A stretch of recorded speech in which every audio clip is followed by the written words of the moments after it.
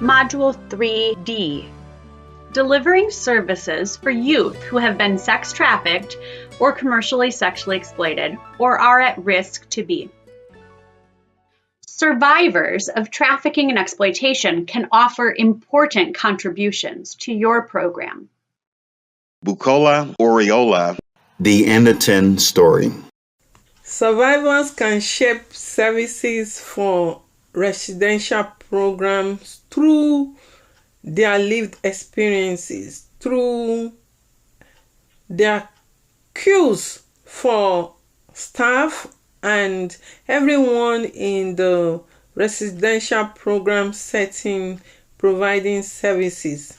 Sometimes those cues may be negative, sometimes they may be positive, but they're always giving cues to staff members through questions. Sometimes they may ask us questions that we do not even have answers to, but that will help us to see the gap in the services that we are providing and help meet those gaps. Sometimes it could be a positive response to a program we are implementing, and it's helping us to see, oh, we need to do more of these.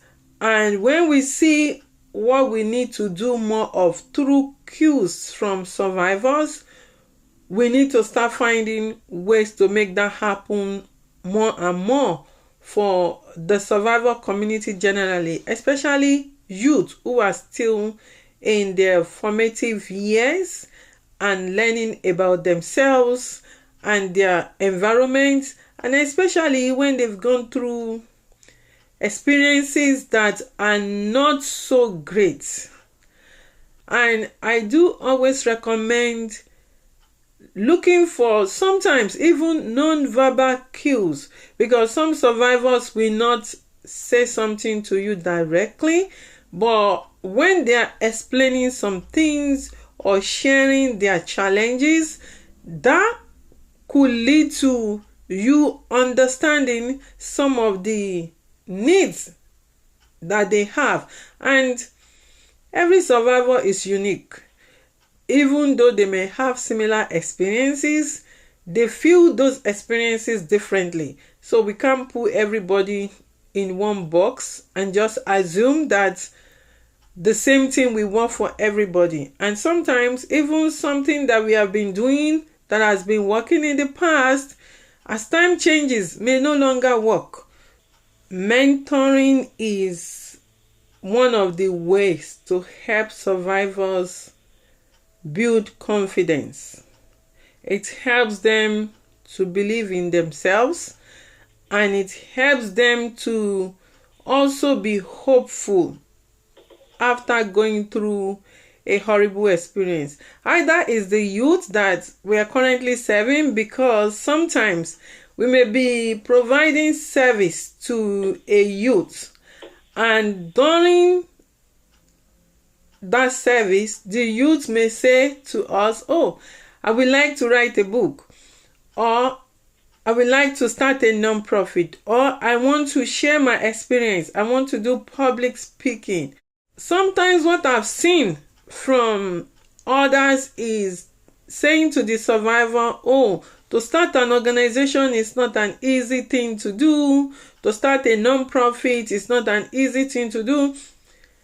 When we keep telling them what they cannot do, we are indirectly reinforcing the voice of the trafficker, because the trafficker is always telling the victim what the victim cannot do, and telling the victim you can only do this, and limit the ability of that person. So if we speak the same way to them, it keeps them down instead of elevating them, empowering them, and helping them to be hopeful. And instead of saying to them, oh, that's really impossible, or it's something hard to do, one of the things we can do is to connect that youth. If we do not have that specific resource they are asking for available, we can connect them to somebody who has. A survivor who started a non-profit, we can connect a youth to that person and say, hey, there is this person who started a non-profit. Do you want to have a chat with them? Or do you even want to shadow them sometimes and learn that way? Kind of like apprenticeship. And that will continue to build the person up. And whether it's public speaking or they want to write their own book, let us also have such resources for the youth to help them to grow and contribute back into their own community in a positive way. For me, I believe a lot in empowering, because when you empower somebody, that person can turn around to empower other people. What do they aspire to be? What do they really want to do? Sometimes it is in the pain that somebody will tell you what they really want for their life that they are not getting. We need to be making notes of those. And then as they become calm or as they begin to progress, we will find ways to be guiding them through that thing they really desire to be. It's not an easy journey, but little by little, we can serve as pointers to help the survivor grow and be empowered. It is really, really easy to make mistake while thinking about culture. For example, let's say we have a youth coming to our program, and that youth, from the outward appearance that we see and from the tonation of their voice and the use of their words, we can say that that youth is from the African continent. Coming from the African continent does not mean that everybody from that continent is the same. There are different countries, and even within each country, sometimes there are different dialects and different tribes. And further down, when we drill within a tribe, there are still differences. So you can imagine all these layers that somebody comes with. So as a result, we shouldn't just throw a blanket and say, oh, this person is from Africa and this is the way Africans do, or this is... No. Instead, we want to... That just shows us one thing. It tells us one thing. The one thing it tells is that, this person may need culturally specific services. And needing culturally specific services only answer that. It doesn't answer any more than that. It doesn't even answer question of food. It doesn't even answer the question of religion. It doesn't answer much other than we need culturally specific services for this person. It is through interaction with the person, without assuming, that will help us know what service we really need when it comes to culturally specific services to this individual. And that goes for, many other races, including even sexual orientation, as we provide services. Like there is a saying that says, walk in my shoes, or until you walk in my shoes, you do not know where it is pinching or how it is pinching. And that is the same mindset we want to engage in when we are interacting with youth that we are providing services to, when we are interacting with youth who have gone through our programs and have exited the program and they are still interacting with us, as we are working with those who have moved on into the society and doing their own thing, or we want to reach out to them to help us. Let's remember not to bring them on as tokenism. Let's remember to treat them as another human being just like us. Sometimes some youth will not tell you some things until they are out of the program, where they think if they tell you when they are in the program, they will get into trouble. But because they are already out of the program, then they will say something to you.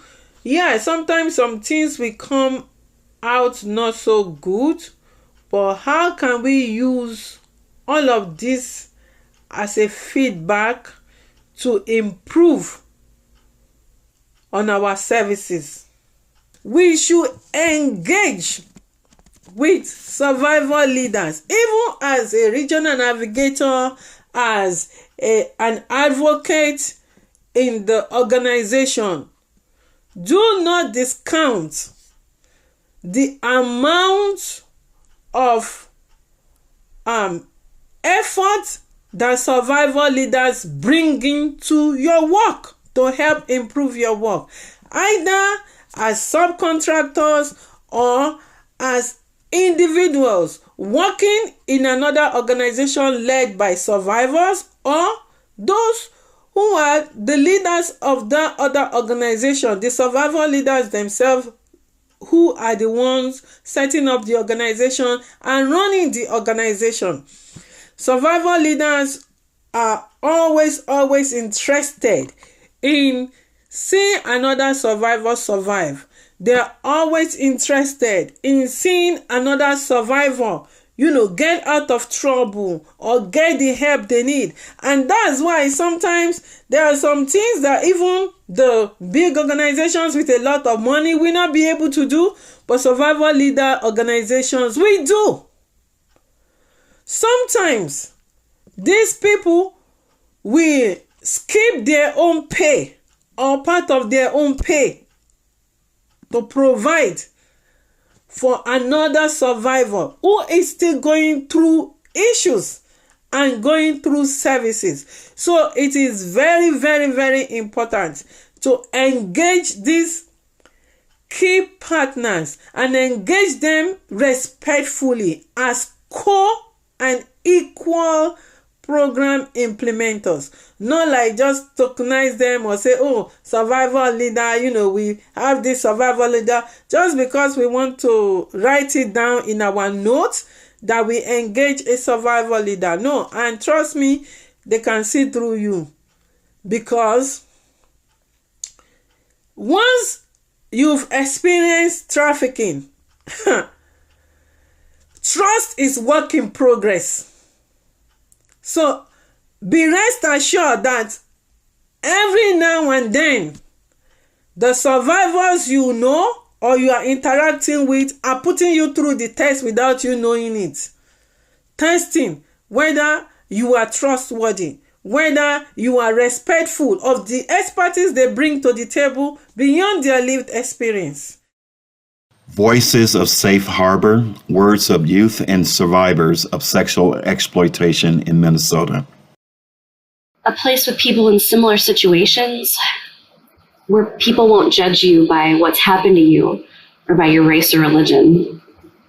Or also a place where someone dangerous won't come in. Control is kind of comforting. A program where they let you decide for yourself, let you grow on your own. You have nightmares and flashbacks, and it's really scary when you go to therapy and treatment. Understand that nobody is perfect, and we all make mistakes. Just being able to be supportive and helpful to that youth and help them want to change. Anybody can say anything, but actions speak louder than words do. Helping them make their words be more active. If I was to say, I want to be the president, I can say that, but if I'm just saying that, but I have no actions to back what I'm saying up, it's basically a waste. Helping that youth back their words up and their goals and stuff they want to accomplish. There's nobody in life that doesn't have a dream. Vicarious trauma and staff support. Working with trafficked and exploited youth and hearing their stories can cause you to visualize and feel their trauma as if you had experienced it yourself. This is called vicarious trauma, and it is common among residential staff and other providers who work directly with sex-trafficked or commercially sexually exploited youth. Because you might experience this, it is important for you to pay attention to your own needs and have continuing support and supervision to assist you. Compassion fatigue, vicarious trauma, and burnout are very common, and your own personal resilience may be tested. Support can often be found through your supervision, peer support, or mentoring, or coordination with a team of partners. Your organization may already have specific procedures and policies in place to respond to this worker health issue.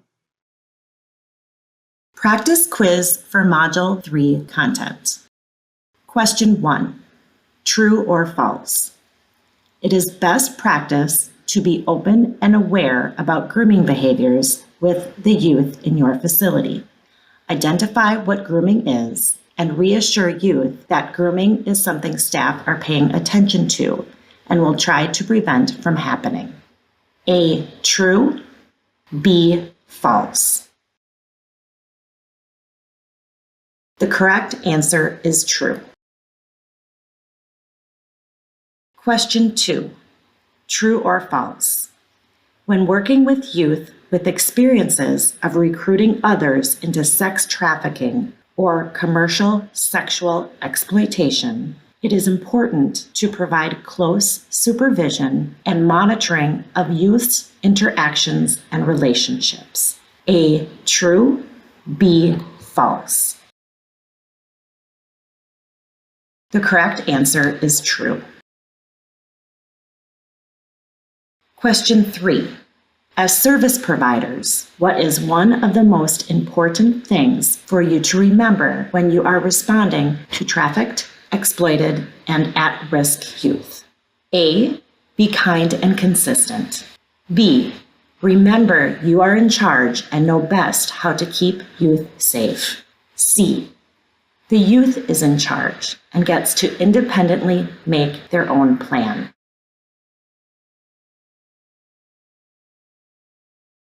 The correct answer is A, be kind and consistent. Question 4. Which is not a fact about implicit bias? A, people make a choice to hold certain biases. B, being biased or acting on or making decisions based on biases is not something people do intentionally.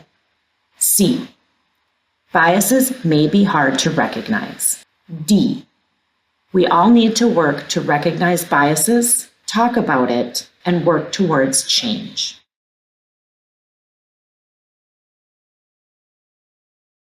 The answer is A, people make a choice to hold certain biases. This is not a fact about implicit bias. Question 5. What is not an important reason to understand trauma? A, to understand youth behaviors. B, to make youth more willing to follow your instructions. C, to create more responsive policy and procedures. D, to support all of our small, daily interactions with youth.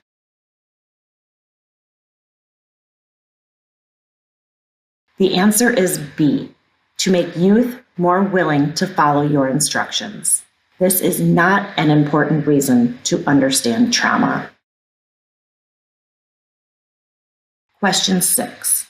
To help youth feel safe as they are entering your program, it is important to A, make decisions for them so they aren't burdened with unnecessary decision-making. B, know that youth are relieved to be safe and will trust you immediately. C. Allow them to make even the smallest decisions for themselves.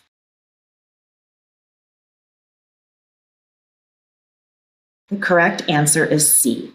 Allow them to make even the smallest decisions for themselves. Question 7. True or false? Often when youth start to disclose, it is important to gather as much information as possible by asking specific, clarifying questions, as they may not open up again, and you need to provide a thorough mandated report. A. True. B. False. The correct answer is false. Question 8. Survivors are valuable partners, which is not a way their expertise supports your team. A. They are experts in this work and can help improve your program. B. They want youth to succeed and are great mentors. C. Having them on staff makes your program look good on paper. D. They can provide feedback on your programming and services. E. They can support you and other staff in navigating tough situations.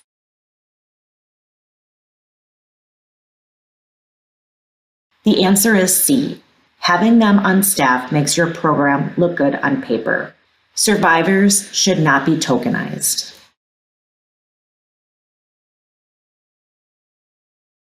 Question 9. When working with youth with experiences of sex trafficking or commercial sexual exploitation, it is important to A. Give them choices, partner with them when you are able, and listen to their ideas and feelings. B. Be their best friend. Share your similar traumatic experiences and tell them your problems. C. Listen to their ideas and feelings and tell them the best way to fix their lives. The correct answer is A. Give them choices, partner with them when you are able, and listen to their ideas and feelings. Question 10. Which is not an important quality of residential program staff caring for sex-trafficked, commercially exploited, or at-risk youth? A. Non-judgmental. B. Adaptable. C. Understanding acting out behaviors will occur. D. Providing youth regular communication with all of their friends. E. Consistency. F. Welcoming and caring. G. All of the above. The answer is D. Providing youth regular communication with all of their friends. It is unwise to provide youth with regular opportunities for communication with friends who may be unsafe.